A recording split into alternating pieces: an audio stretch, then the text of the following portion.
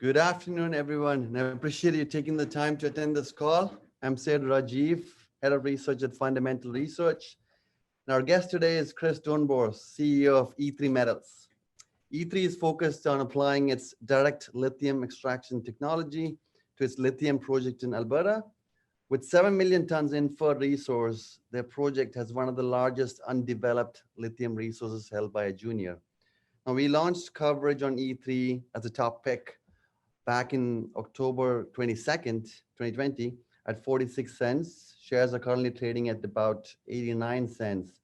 To see our entire list of top picks, check out our platform at researchfrc.com. So the agenda for today is I will kick off the call with our thoughts on lithium and the current valuation metrics of lithium juniors. Chris will take over from there and introduce us to his company, highlight some upcoming catalysts and things we can watch out for. For listeners, you can either wait till the end to ask questions, or if you have questions during the presentation, feel free to type them in and we will try to respond to them. We encourage questions to be directed to E3 since we have Chris on the call today. Here are some key disclaimers. Please take a moment.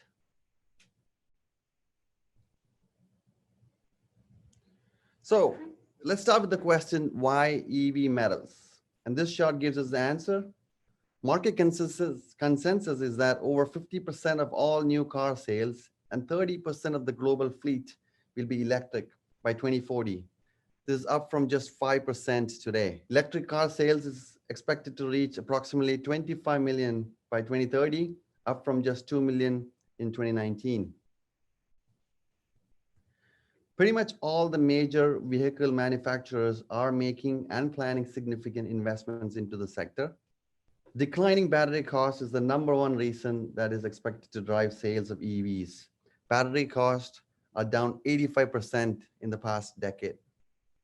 Now, prices of EVs are expected to be competitive starting 2024, which is when we believe EV sales will really start to pick up. Now, let's see how we can capitalize on the expected surge in EV sales. The first step is to understand a battery's composition. In a lithium-ion battery, lithium is used as the electrolyte, graphite as the anode or the negative electrode, and cobalt and nickel are typically used as the cathode or the positive electrode. There are 5 main types of lithium-ion batteries. The chart on the top right shows the composition of metals by battery type. Lithium is used in all of them. We estimate that each electric vehicle will use approximately 60 kilograms of lithium carbonate. And if you use this 60 kilogram figure and the expected number of vehicles sales in 2030, we expect a 150% increase in demand for lithium over the next decade. Now, let's take a quick look at the supply side of lithium. Lithium primarily occurs within hard rock and brines. Now, E3 is focused on the untapped large lithium resource in Alberta's geothermal brines through their direct lithium extraction technology. Direct extraction is considered to be quicker, have higher recovery rates, and is environmentally friendly. We believe the emergence of DLE technologies or direct lithium extraction technologies is potentially revolutionary, and if commercialized, operators will be able to tap into vast lithium resources previously never extracted from geothermal brines. Before I invite Chris, I want to show you a table with some key lithium juniors. Now, E3 is on the far right. 2 key metrics we use for valuation are EV to resource ratio, which is the enterprise value to resource ratio, and enterprise value to NPV ratio, or the net present value ratio. As shown in this table, the average enterprise value to resource ratio is currently at $24 a ton, while E3 is trading at just $8 a ton. And for enterprise value to NPV ratio, the sector average is 14%, while E3 is at just 3%. These metrics indicate that E3 is trading well below its peers. Details of evaluation can be found in our latest update report on E3 published last week, which I encourage you to download or check out on our website. We'll also have a link to the report below this video here if you are watching a recorded version.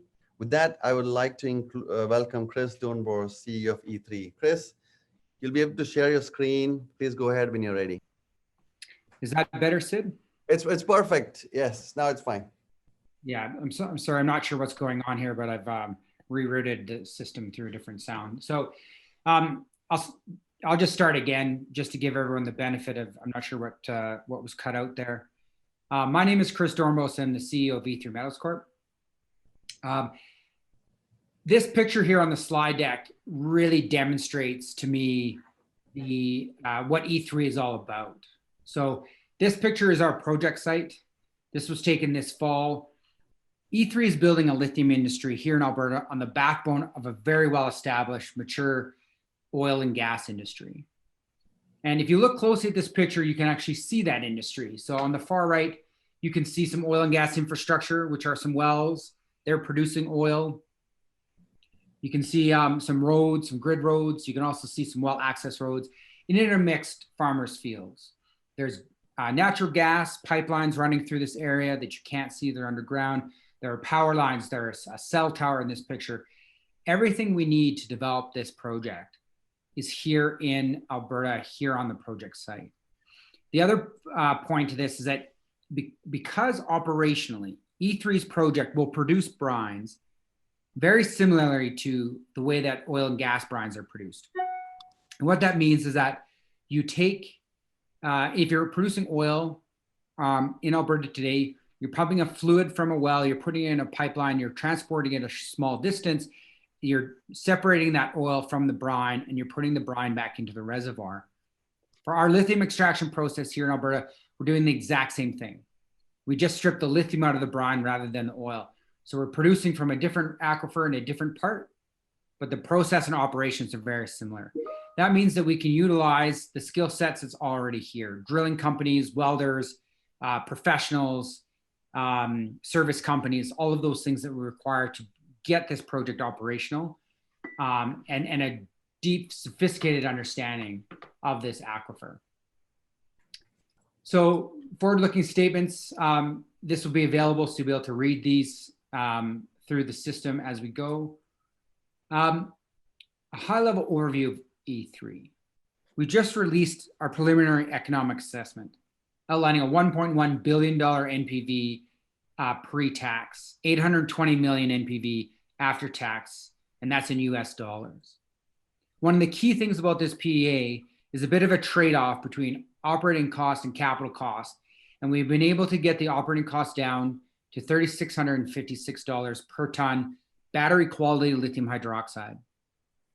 And that is definitely on the bottom of the lower quartile, if not one of the lowest cost operators for battery quality products on the market today.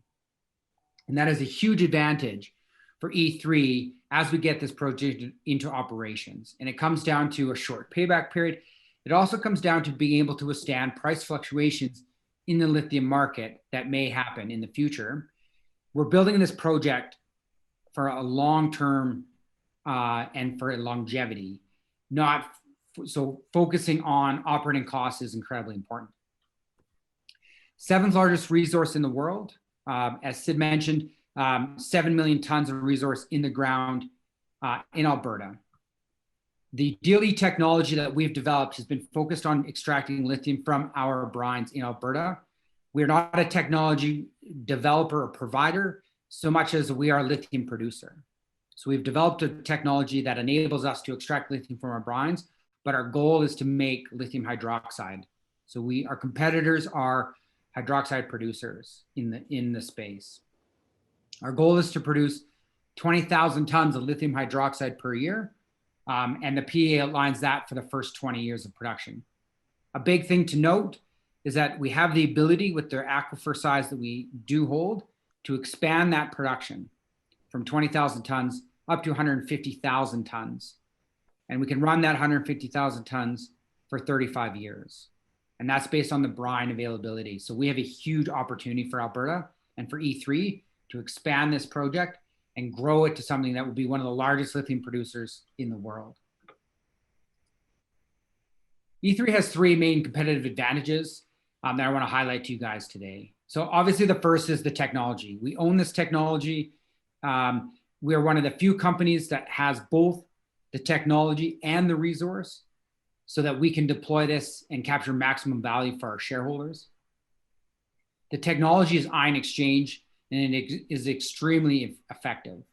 So we are able to create a high grade, high purity concentrate, over 5,000 milligrams per liter, over 99% of the impurities removed. And what that means is that the downstream processing steps to make lithium hydroxide at battery grade are drastically reduced and simplified. And the benefit for us is that if you, as a lithium producer, want to capture top value for the product you make, it is incredibly important that you meet a specific purity requirements outlined by your purchaser. And because we're able to get the purity so high in just a single step, we're able to produce a much higher quality product for a much lower cost. And that's how we're able to get our operating costs down to where we have, combined with the ability for us to generate very inexpensive electricity in Alberta. The other main advantage comes down to this reservoir and the resource that we hold. So as I mentioned, 7 million tons is what we currently hold under 43101. That is, if you look at this map, the white outline is the aquifer outline, and that's the permits that we own. So we have about 1.4 million acres of permits in Alberta.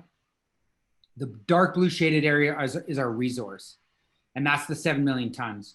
So we still have a lot of expansion potential on the resource to grow it from the 7 million tons that we have today. We also have the opportunity to scale our production as well. So we're going to start at 20,000 tons, but we're going to grow that, as I mentioned, to 150,000 tons. And then the final one being in Alberta, as I mentioned in the first slide, really truly sets us apart. We've got a very stable jurisdiction, very solid permitting that we have in Alberta, falling under the Alberta Energy Regulator, who regulates oil and gas. And so if we have the opportunity to regulate under them, we will be able to produce and permit this project much more simple than the other space because of a well-established permitting regime. The other thing is just being able to get access to this aquifer. So we already have over 4,000 drill holes that have been completed for exploration for oil and gas that have intersected this aquifer. Understanding this is one of the big key pieces that have kept E3 advancing this project at the low cost we have, which has impacted the low or the very tight capital structure that the company has. Only 35 million shares on issue today. Comes down to the fact that we can get access to this brine at surface today. We have the ability to potentially acquire some of the infrastructure to reduce our capital costs as well as we get closer to commercial production. And our pilot plant that we're aiming for 2021 will also operate without having to drill any wells because we'll tap into already existing brine production. A quick note on our one of our peers in the space, Standard Lithium. I really like this slide because it outlines some of the similarities that we have and some of the differences. E3 and Standard are both developing direct extraction processes. They're piloting their process today. We're about 18 months behind them. We're piloting our process hopefully in 2021. We both use ion exchange, although it is different when you get into the nuts and bolts of it, but from the high level, we're both using ion exchange. Similar performance metrics. A big difference between us and Standard is that we own our resource 100%. And so that does set us apart in terms of the overall value that we potentially can achieve when we get this into production. Standard Lithium trades at about a 10 times value metric to E3. So they have a 10 times higher market cap, which I think is a very important runway that we'll see E3 potentially follow as we develop the project and as we catch up to Standard to where they are today in terms of the development profile for this project. And a little bit about that. So E3's development plan for 2021 are threefold. One, piloting the DLE technology. So we've recently parted ways with Livent Corporation, and we'll talk a bit about that.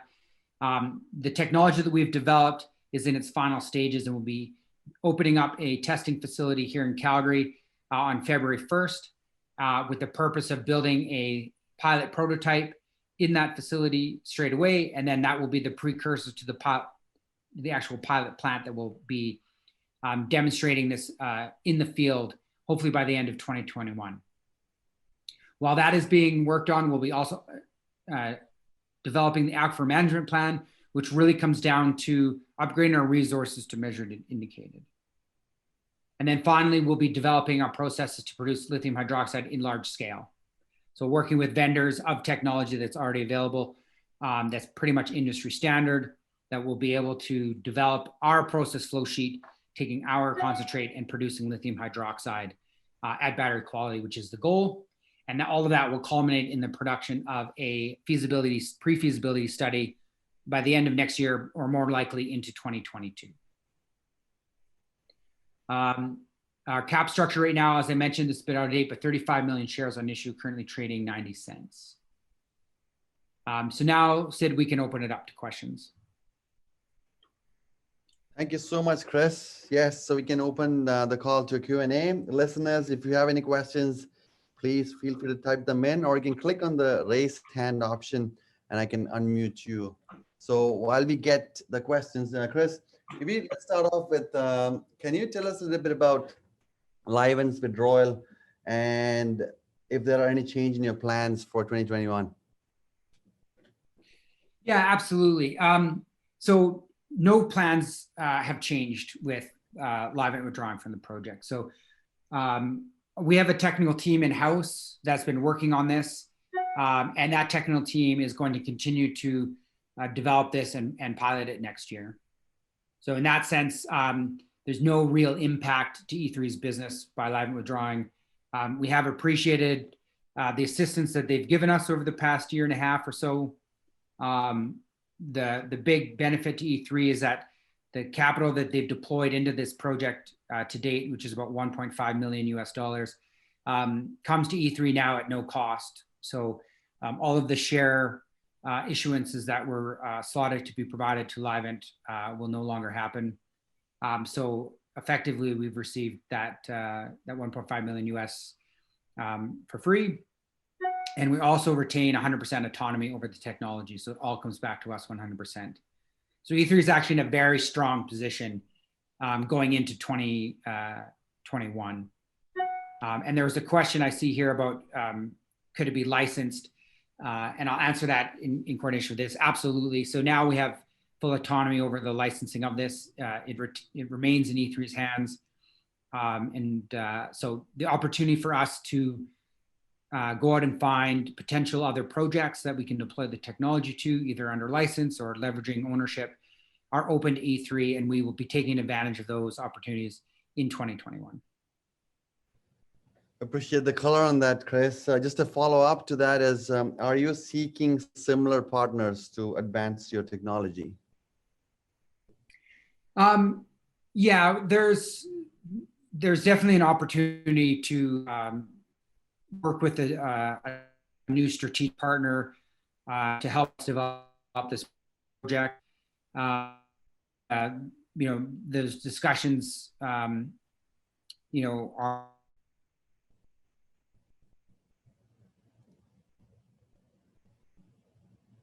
Chris, I think you're cutting off. And 2021. Sorry, Chris, can you hear me? Yeah, do you mind repeating your response? I think you got cut off a little bit. Yeah, I apologize for that. Yeah, I was just saying that there's definitely an opportunity for E3 to find a strategic partner into 2021. There have been discussions ongoing, and they will continue. What happens, and will that eventuate into some agreement? It's hard to say at this point in time, but we definitely go in on a very strong negotiating foot here, because we've got a working technology that we're going to prove out in 2021, and we're just finalizing our capital raise that will fund us through all of this work. So we'll be in a very strong negotiating position going into 2021. Okay. Next question is, are you looking at brine opportunities outside of Alberta? Yes, but that's all I'll say about that. Definitely, our eyes are open at other opportunities to deploy the technology. Okay, and what's your timeline to production? looking at this point at 2024 for first lithium right now.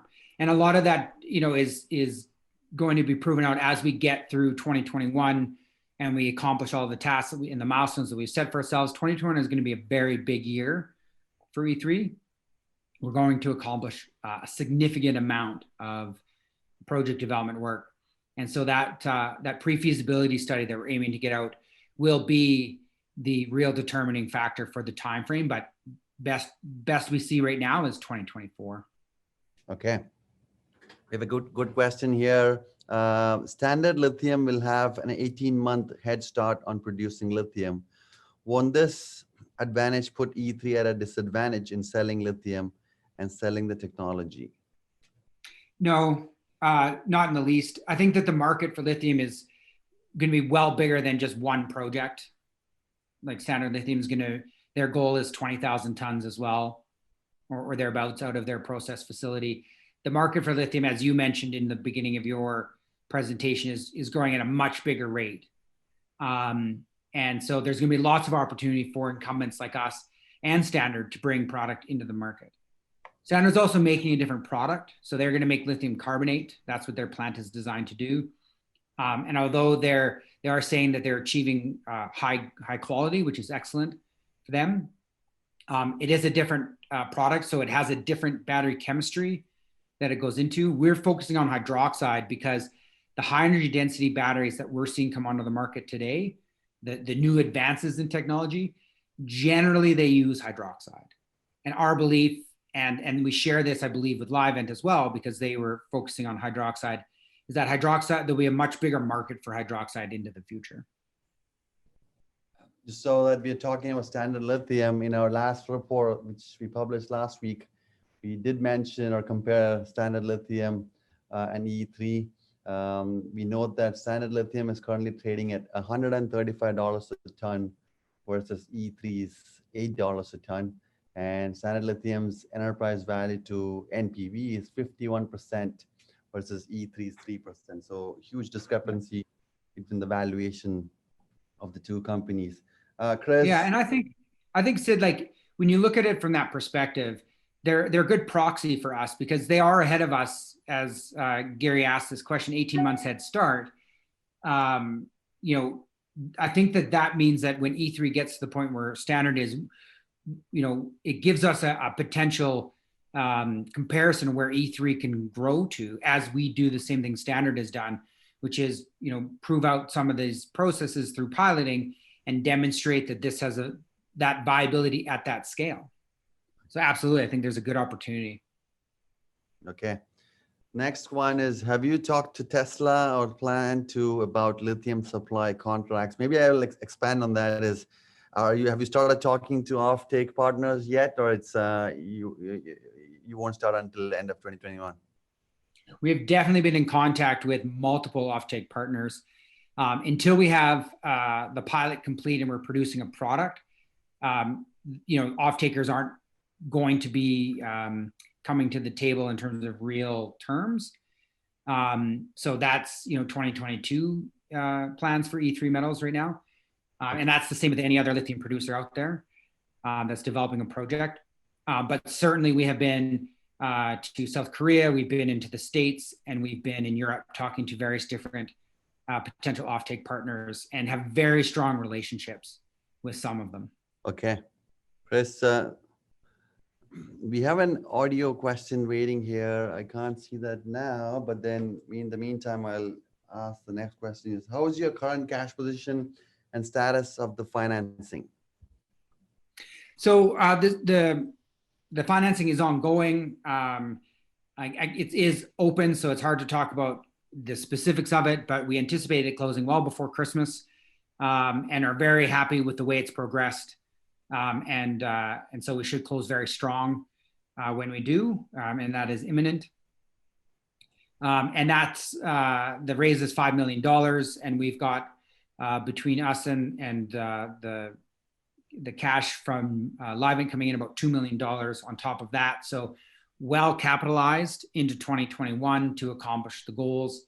If you want to look on slides 19 and 20 of our slide deck, our where we outline what we're going to be working on with that capital. So sort of use of proceeds into 2021 as well.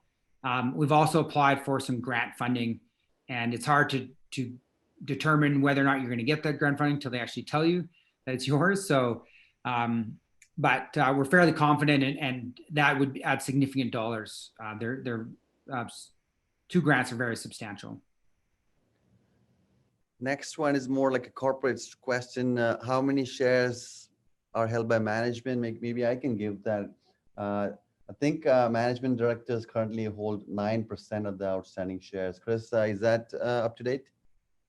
Yeah. Directors and officers are 9%, and then the associates of the company and its founders are well up to about 30 to 35%. Our rule of thumb is for juniors, if it's over 5% by management directors, that shows conviction and management skin in the game. And I own 1.1 million shares of E3, and I, very strong supporter. Obviously, I'm in this for, the long haul. This is. I think E3 has a growth potential to be one of the bigger producers of lithium, and you look at their market caps. I think that's where E3 can go. That's what I'm. That's what I'm. That you are the founder of the company as well. So. Yeah, I am.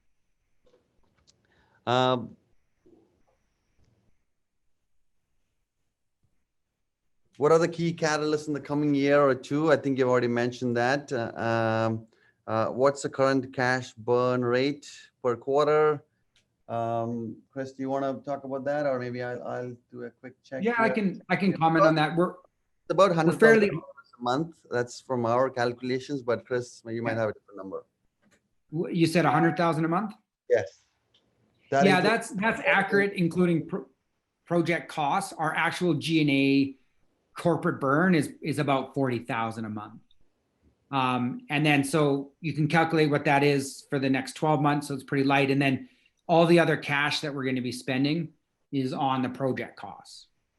And that's how E3 looks at it. So the G&A, 40,000, 50,000 in that range. And then, the project cost then is the pilot plant we've outlined is going to cost around $3 million.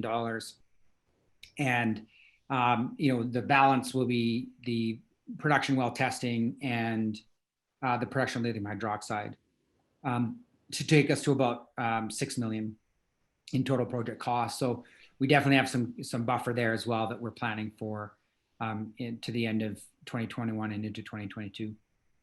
Now, will Offtake Partners wait until pilot plant studies to kind of make a decision, or do you think they can move ahead before that? Look, from my experience with Offtake, right, what they want is the product. They're not concerned about the pilot necessarily. They want to see a product. They want us to ship them lithium hydroxide. And so that's going to happen in 2021. So we'll be producing larger quantities of lithium hydroxide as we develop the processes and we refine them, and we'll be shipping them to potential offtake partners, offtakers. But in terms of actually getting contracts with them, it's usually post pre-feasibility and post the pilot plant, just for their own sake, to have a steady stream of product coming at them at small scale so they can continually test it. And because there is what they call a certification process. So all off-takers have, 6 to 12 months ish of time where they want to see product coming at them. So before they will sign any agreements. And so the plan for that is once the pilot plant's done and proven, we'll be producing regular amounts of hydroxide and starting the certification process into 2022. Got it. Now I see a bunch of questions regarding government grants and stuff. Maybe I'll, make that into one question, which is, please, can you talk about government support, especially the provincial support that they have shown to E3 so far? The government support to E3, it's been pretty strong. In terms of cash, I think a lot of people look at it from that perspective. It's about $600,000 that we've received in government grants over the past couple of years. Something really interesting, if you go on our website under the videos, There's a YouTube video there of the Energy Minister of Alberta, Sonia Savage, at E3's office outlining a critical mineral strategy for the province. And she outlined that they're going to develop a plan to, sort of help companies like E3 develop its, policy and funding and all those sorts of things that companies like us are going to require. And they did that from our office. And I had an opportunity to also speak with her live as well as off that. So have a look at that. It's a great representation of how supportive the Alberta government is for a project like E3's. Okay. I think we have time for 2 more questions. So the next question is, can the project be of interest to large oil and gas infrastructure service providers? Or maybe you can talk about, is the technology applicable for oil and gas extraction? Well, it's the technology takes lithium out of brines, but it can be deployed in other situations. Like we do all of our testing on the back of oil and gas production, but in our commercial operation, we'll produce our own brine. We'll have autonomy there. However, there are big brine productions, like what Standard Lithium did, was went to a brine producer and they brought their technology to the table and then negotiated a deal where they're earning into our ownership right by deploying the technology. So that opportunity for E3 is also open. And there are other brine production areas that we can go to and deploy the technology. Okay, just one more question here. Is this project eligible to sort green credit for land or water remediation? Yeah, I mean, I'm not sure what green credits refers to, but there's definitely an ESG portion to this story. And that is that, there's sort of threefold. One is land use. So we will be 3% of the total land use by area relative to a traditional lithium production, so a SLAR or hard rock mine. We also will be likely a net producer of fresh water, so we will have no freshwater consumption on the project, and that is definitively a differentiating factor on the ESG side of things. We're also aiming for a zero carbon emissions, and there's technology in Alberta that enables us to do that.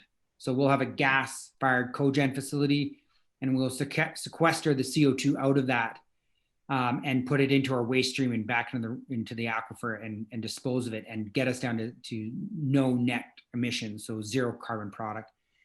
And I think that's really important going into the marketing of a product at E3 lithium hydroxide, is that those metrics are going to become very important as we go. Okay. Before we wrap this up, Chris, do you also mind talking about the fact that the PEA used a very small % of your overall resource, and then the potential improvement in PEA going forward once all the resources are included? Yeah, look, the PEA outlined 400,000 tons of total lithium production over the 20 years. That area, that Clearwater area, has 2.2 million tons. So when I say that we can scale that to 50,000 tons, that just goes upon, we can have other smaller productions, or we can expand the current production to a bigger one, and we can produce more brine from the aquifer and produce more lithium. And the belief from the company is that 50,000 tons is a good number there. And if it is 50,000 tons, that's what we settle on for production from that area, that will run for 35 years. So it's much bigger than the PEA that we outlined. The PEA we outlined is simply just the starting point for E3 Metals. Okay. So any final closing comments, Chris, before we wrap this up? Well, there are lots of questions here that we didn't get a chance to answer. So reach out to us on investor@e3metalscorp.com, or go to our website. The address is there, e3metalscorp.com, and send us a note. We'd be happy to answer these questions that we didn't get through today. Okay, so thank you so much, everyone, for taking time today. Thank you so much, Chris. A recording will be uploaded on our YouTube channel shortly. As mentioned earlier, if you wish to see our report on E3, please visit our website at researchfrc.com. Thanks again and wish you all the best and stay safe. Thanks, Sid. Thanks everybody for joining.